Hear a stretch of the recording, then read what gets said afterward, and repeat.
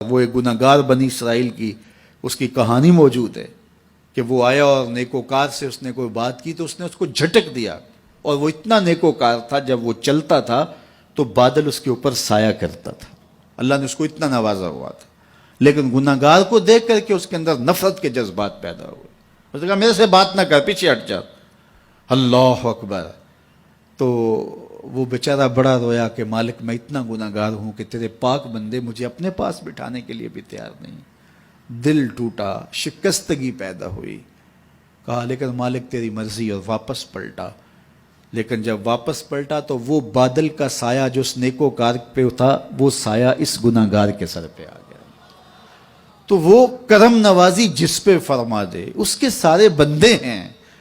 تو اللہ کو جو ہے وہ تکبر کی نیکی نہیں، وہ گناہ جس کے بعد عجز پیدا ہو اللہ کو وہ پسند ہے، وہ گناہ جس کے بعد توبہ کے جذبات ابھریں، بندے کو شرمندگی کا احساس ہو۔ تو مت ایسے بنے کہ 4 نمازیں پڑھ لیں تو سب بے نمازیوں کو حقیر جاننے لگ جائیں، تھوڑا سا کام کر لیں، صدقہ و خیرات کر لیں تو باقی مالداروں کو حقیر جانے لگے۔ آپ کو دین کے کام کی توفیق مل گئی ہے تو آپ دین کے ٹھیکیدار بن کے بیٹھ جائیں کہ میں اتنا بڑا جلسہ کروایا، اب میرے علاوہ تو کوئی یہاں مسلمان نہیں رہتا، میں ہی سب سے بڑا عاشق رسول ہوں اور میں ہی سب سے بڑا مسلمان ہوں۔ نہ، ایسا نہ کیجئے۔ اللہ نے آپ کو توفیق دی، آپ نے لوگوں کو دعوت دی، پتہ نہیں کس آنے والے پہ کتنا کرم ہوا ہے۔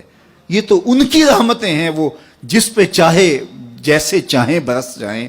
ہم کو ٹھیکیدار تھوڑے ہیں، ہم تو نوکری کرنے والے ہیں، ہم تو جوتے اٹھانے والے ہیں۔ ہو سکتا ہے کس کے صدقے میرے والد گرامی مجھے یاد آتے ہیں، وہ مجھے فرمایا کرتے تھے جب گفتگو کے لیے نکلنے لگے اور لوگوں کا ہجوم ہونے لگا تو وہ مربی تھے بڑے، اور بڑی حکمت کے ساتھ جو ہے وہ کوئی نہ کوئی بات سمجھاتے رہتے تھے۔ تو ایک دن فرمانے لگے کہ ایک خطیب تھا، بظاہر اچھا خطاب کرتا لیکن اندر سے کوئی اتنا اچھا نہیں تھا۔ تو جب وہ فوت ہو گیا تو وہ بخشا گیا، تو اس نے اللہ سے کہا کہ میرے مالک میرا تو کوئی عمل ہی نہیں ہے کہ میری بخشش ہوگی اور میری مغفرت ہو گئی۔ تو فرمایا کہ ہاں ہم تجھے جانتے ہیں، لیکن ایک دن تو کہیں واز کر رہا تھا، میرا ایک بندہ بیٹھا تھا، اس کو پسند آ گیا، میں نے اس کے صدقے تیری مغفرت فرما دی۔ اٹھ فریدا ستیا تے میلا ویکھن جا، اٹھ فریدا ستیا تے میلا ویکھن جا، وت کوئی بخشیا مل جاوے تے تو ہی بخشیا جا۔ تو پتہ نہیں کس کے صدقے سے اللہ رحمتوں کا نزول فرماتا ہے۔ بے عمل کو دیکھ کر کے اس سے نفرت نہیں ہے، نفرت تو گناہ سے ہے، گناہگار سے نہیں ہے، لیکن کوشش کی جائے کہ یہ عمل بد چھوڑ دے۔ اللہ اکبر۔ ایک جنازہ گزرا اور وہ جنازہ کسی غیر مسلم کا تھا، تو چشمان رحمت میں آنسو آ گئے۔ تو صحابہ نے پوچھا کہ حضور یہ یہودی ہے یا عیسائی ہے؟ کوئی اس کا جو مذہب تھا وہ بتایا۔ تو فرمایا کہ مجھے اس بات پہ افسوس آیا کہ یہ اسلام نہیں لا سکا اور کفر کی حالت میں مر گیا، تو اگر یہ اسلام لاتا اور جو ہے وہ جنت کی راہوں کا مسافر ہوتا تو کتنا اچھا۔ یہ اس کے ساتھ بھی ہمدردی ہے۔ تو اللہ کی مخلوق، یہ جنت کے اکیلے ٹھیکیدار بننے کی کوشش نہ کریں کہ میرے علاوہ کوئی جائے ہی نہ، جنت کے دروازے پہ میں بیٹھ جاؤں گا کسی کو، یہ زیادتی ہے۔ میرے تو اعلیٰ حضرت نے یہ کہا تھا، ایک میرا ہی رحمت پہ دعویٰ نہیں، شاہ کی ساری امت پہ لاکھوں سلام۔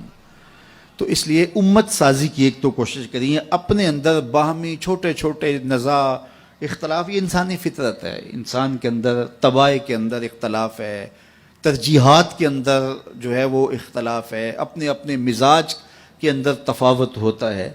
تو ایسا نہ ہو کہ چھوٹی چھوٹی باتوں سے آپ جو ہے وہ امت کو پھاڑ چیر کے رکھ دیں، نہیں، بلکہ امت کا جو تصور ہے اس کو قائم رہنا چاہیے۔ تو گناہ کے بعد جب انسان کے اندر ندامت کا اظہار ہوتا ہے، وہ جو آنسو ٹپکتے ہیں، بندہ اپنے آپ کو چھوٹا سمجھتا ہے، میں اتنا گناہگار، میں پاپی، میں مجرم، میں میلا اتھرو، جب وہ اپنے آپ کو دیکھتا ہے کہ میں اتنا برا شخص ہوں، تو پھر اللہ کی رحمتیں اس کے اوپر متوجہ ہوتی ہیں۔ تو اس کو پسند ہے کہ جب بندے اس کے حضور عاجزی کرتے ہیں، اس کے حضور معافی مانگتے ہیں، تو مت کسی کو حقیر جاننا کہ یہ گناہگار ہے، نہ جانے اس کا انجام کیا ہو۔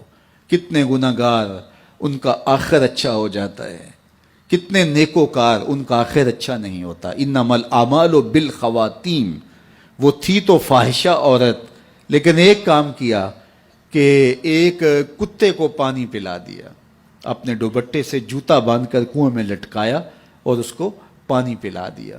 حدیث پاک میں آتا ہے اللہ اس کے صدقے سے اس کی خطائیں معاف فرما دی۔ اور ایک نے بلی کو مار دیا خاتون کو، اور وہ جہنم کی آگ میں جلنے لگی۔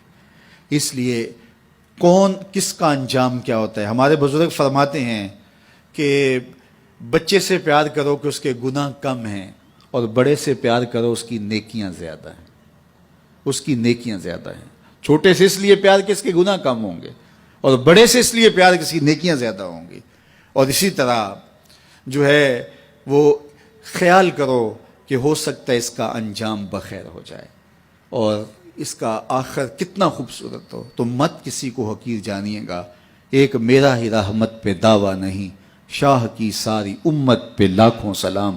تو حضور کی امت سے پیار کرو، مخلوق خدا کو جوڑنے کی کوشش کرو۔ اور آقا کریم علیہ الصلوۃ والسلام نے یہ جو امت کا تصور دیا اور کہاں کہاں سے لا کے کہاں کہاں کے افراد کو ایک گروہ میں، ایک جماعت میں اور ایک امت کے اندر پرویا، ایک لڑی کے اندر پرویا، اس امت کو امت ہی رہنے دیا جائے۔ اللہ مجھے آپ کو اپنی پناہوں کا حصار عطا کرے۔